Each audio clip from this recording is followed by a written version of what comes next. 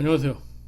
제가 2달 전인가 저가 매수세로 인한 기술적 반등 쿠데타가 가을에서 겨울로 접어들수록 진압될 거라고 말했었는데요. 추세에 까불더니만 지금 진압되고 있죠. 그걸 제가 어떻게 알았는지 아세요? 각종 데이터와 지표를 보고 알았을까요? 전 짜증나고 골치 아파서 그런 건 거의 안 봅니다. 근데 어떻게 알았냐? 솔직히 말하면 감을 알았습니다. 아마 여러분은 이 무슨 황당한 개막전 연속극 같은 소리냐고 반문을 하실 겁니다.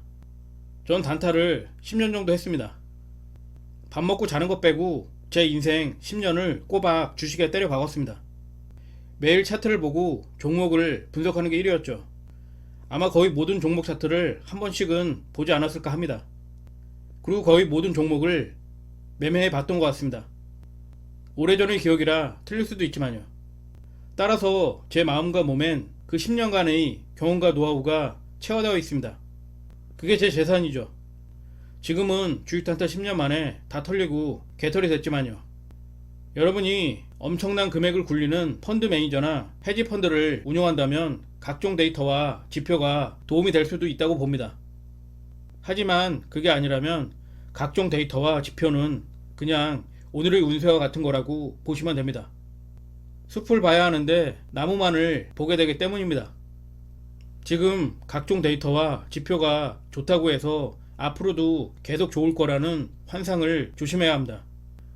바로 이런 환상이 주식시장으로 새로운 투자자들을 유입시키고 고점을 만들며 거품 속에서 헤어나오지 못하게 하기 때문입니다. 그래서 대부분은 작년에 털린 겁니다. 누가 봐도 작년 데이터나 지표는 환상적이었죠. 당연히 주식시장은 고공행진을 할 수밖에 없었습니다. 하지만 관광한 게 있습니다. 인생이 그러하듯 주식투자 또한 아이러니고 모순이라는 겁니다. 모두가 오를 거라고 매수하면 그 반대의 현상이 벌어질 확률이 높다는 거죠. 왜냐고요? 이미 대부분이 매수를 했는데 다음엔 누가 고점에서 또 매수를 해줄까요? 새로운 투자자의 유입이 점차 둔화되면서 정체가 되기 시작하면 주식시장이 하락하는 건 당연한 이치가 아닌가요?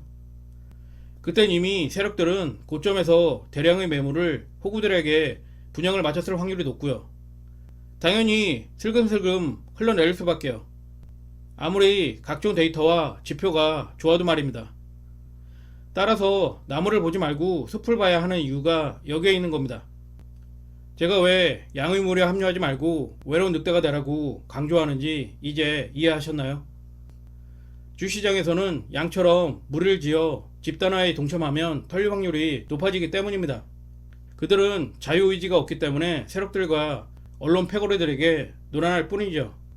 따라서 외로운 늑대처럼 오랜 경험과 노하우를 바탕으로 사냥을 해야 한다는 겁니다.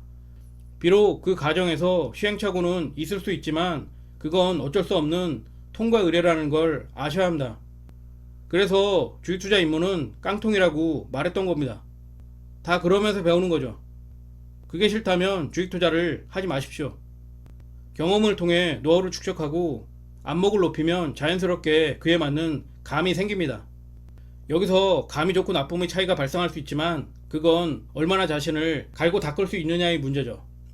물론 이게 무슨 뚱그러니 잡는 개소리냐고 따지실 분들도 있을 거라고 봅니다. 그럼 엄청난 연습을 통해서 자신의 경험과 노하우를 축적하고 구질에 대한 안목과 감으로 타점을 올리는 야구 타자들에 대해서는 어떻게 생각하시나요? 과연 그들이 매일 각종 데이터와 자료를 바탕으로 타석에 들어설까요? 물론 잠깐 참고를 할 때도 있을 겁니다. 하지만 그들에게 중요한 건 자신만의 타격감을 유지하는 거죠. 그래서 선수들은 휴식 기간에도 틈틈이 연습을 통해서 타격감을 유지하는 겁니다. 그 타격감을 지속적으로 유지할 수 없을 때 슬럼프가 오는 거고요. 아닌가요?